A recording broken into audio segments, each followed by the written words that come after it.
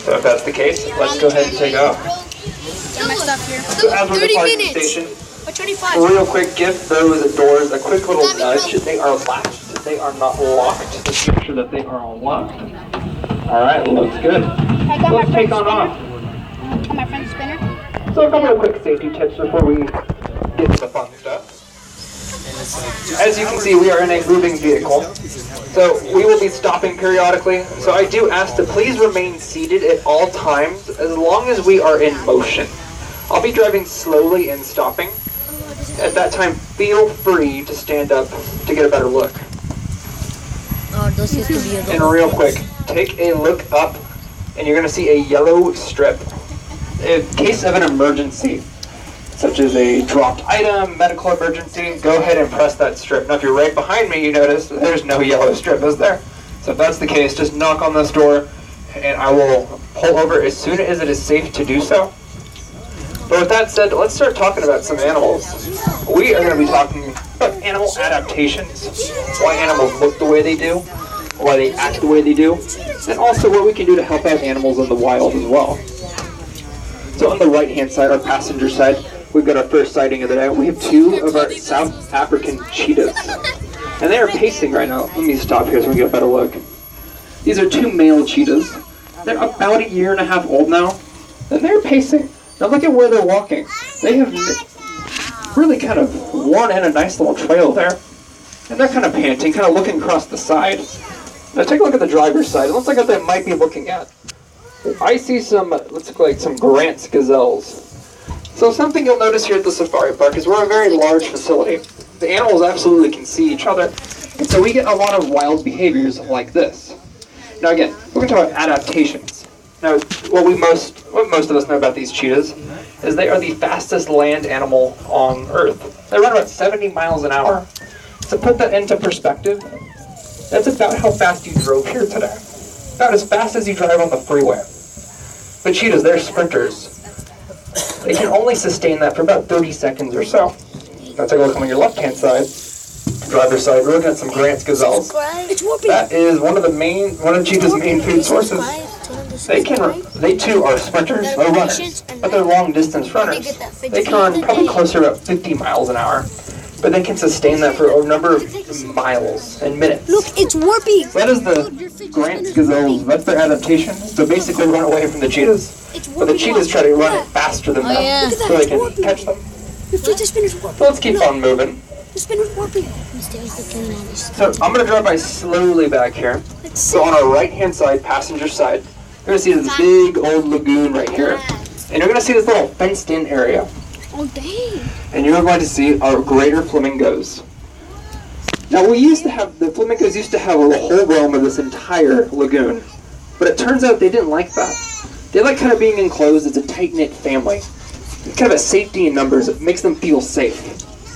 And the reason that we know that they're like that is because they have been laying some eggs. Lots and lots of eggs. They laid close to 80 eggs just this season. And last year, they laid about that many as well.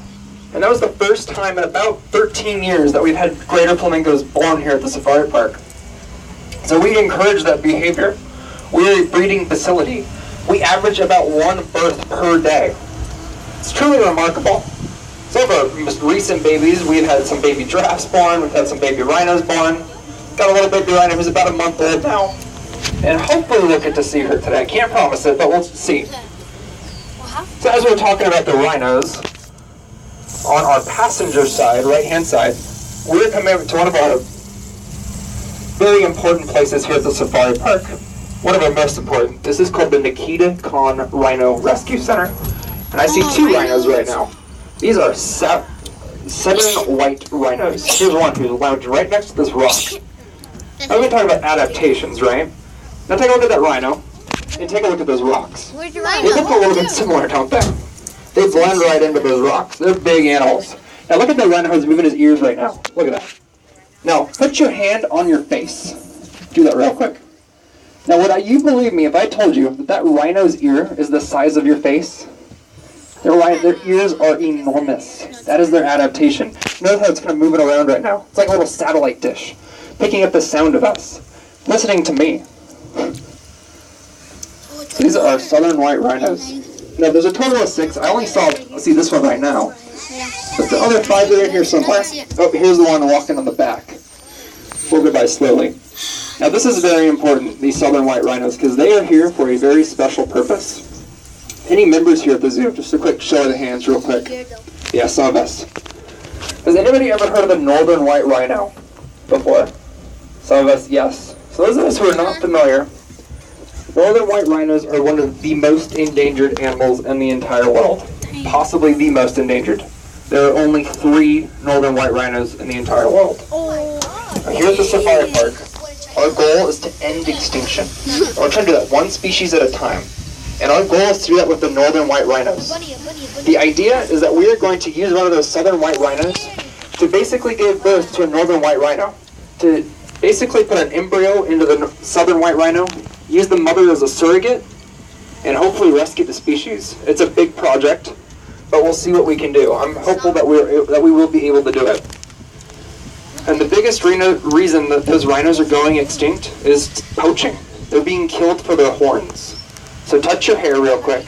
Touch your fingernails. What you're touching is a material made of keratin. It's the same thing that rhino horn is made of. It's thought in a lot of traditional cultures that a rhino horn is going to cure anything from a cold to cancer. Now obviously that's not true. If that was the case, we would all be eating our hair and fingernails. And obviously you don't see us doing that. But anyways, on a happier note, take a look on the driver's side, left-hand side, at these palm trees, and look down, and you're going to see a big bird right there. It's an ostrich. And close to that ostrich is an ostrich egg. So there's actually about 5 eggs there. I only see one of them at the moment. So that mom, her maternal instincts are kicking in. She's taking care of those eggs. And we've been talking about adaptations, right? So look at that ostrich. Look, it's just kind of sitting there, kind of acting inconspicuously. But take a closer look at it. The feathers. Think about the ostrich feathers. They're very wispy. And they're kind of loosely connected. They kind of look like a little shrub a little bit. So that's an ostrich's defense, is to basically make itself look like a plant or a bush. Alright, right-hand side, passenger side, we have our zebras, or Grevy's zebras. Very, very endangered animal, those Grevy zebra. Oh, here they are. Now, what do we think a zebra's adaptation is? What is their defense? How do they basically not become lunch? What those zebras do is they make one giant zebra. So there was about 4 Grevy zebra who were hanging out there, kind of all hanging out together. And if all the zebras are hanging out together, they look like one massive zebra. They kind of blend in. Helps intimidate those lions, helps them not become lunch. Alright, so our passenger side, right-hand side, looks like most of us are looking already. Let's look at those vultures. Those are called Rappel's vultures. They kind of have that white ruffly, look at all the ruffles on those feathers. And take a look at their head though. You'll notice that there's no feathers on that head. They are bald vultures. Oh, looks like one of them is munching on something right now. Looks like a stick, maybe? Might be lunch, not sure. The vultures have a very important job in Africa. They're the garbage bin of Africa. Now, why do we call them that? Because most of us know vultures are scavengers, which means that they eat dead things. They eat meat. But that's an important job. Somebody's got to do it. All these animals have jobs. And that's what those vultures do, is they eat those dead carcasses. Let's take a look at this big bird right here who's standing up. It's called the Goliath heron. And look specifically at its beak. It kind of just wiggled it just a little bit. It's a very sharp beak. It may not look like it from right here. It's very sharp. It's very pointy, very elongated. $20. And it is used, think of it like a spear fisherman. That thing is used specifically to get fish. Spear those fish.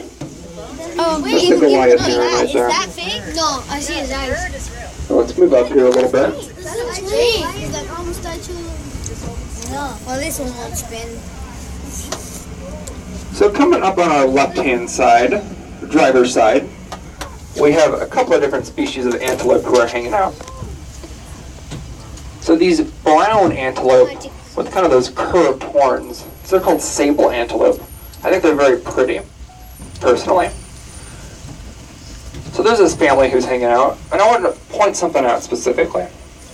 They're all kind of hanging out, looking in different directions, right? Looking around, making sure that there's no danger. So we just saw those cheetahs a while ago. And then we saw there's the lions pretty close to those cheetahs as well. When you hear a lion roar, you can hear it from about 5 miles away. So you'll notice a lot of these animals are kind of looking out, making sure that there's no lions, there's no cheetahs around. Because they don't know that those lions and cheetahs can't get them. They don't know that. So they're always on guard, looking out. And this is what they're doing right here. It's called an alert circle, all looking in different directions.